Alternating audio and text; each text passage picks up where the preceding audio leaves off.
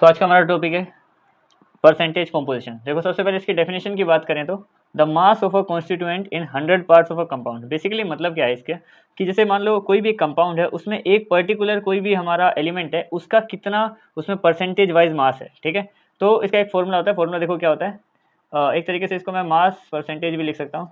Equals to formula क्या होता है हमारे पास, मास ऑफ एलिमेंट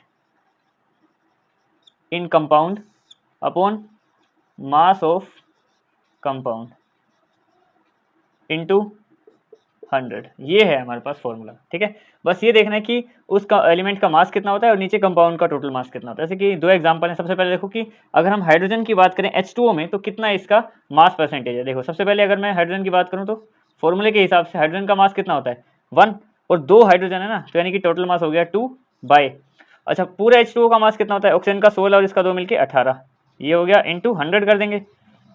अब इससे इसको कट करेंगे तो आ गया 1/9। अब 9 से अगर 100 को कट करेंगे तो 11.111 आता जाएगा। ठीक है, तो इतना हाइड्रोजन होता है, हाइड्रोजन का मास होता है H2O में। ठीक है, अब बात करते हैं एक दूसरा एग्जांपल की। इसमें क्या ले रखा मैंने, ऑक्सीजन इन CO2, यानी कि कार्बन डाइऑक्साइड में ऑक्सीजन कितनी होती है उसका परसेंटेज। ठीक है, तो सेम फॉर्मूला लगाएंगे हम लोग। सबसे पहले ऑक्सीजन का मास कितना है, मास ऑफ एलिमेंट, ऑक्सीजन का मास कितना होता है हमारे पास 16, और CO2 का टोटल मास कितना होता है। देखो ये हो गया 16, 2 बार ऑक्सीजन है तो 32 प्लस 12 44, यानी कि 44 इंटू 100। ठीक है, अब यहाँ पे क्या करेंगे, देखो ये हमारे पास 16 है और अच्छा ये ऑक्सीजन 2 बार है ना इसमें, तो यहाँ पे 32 लिखते हैं।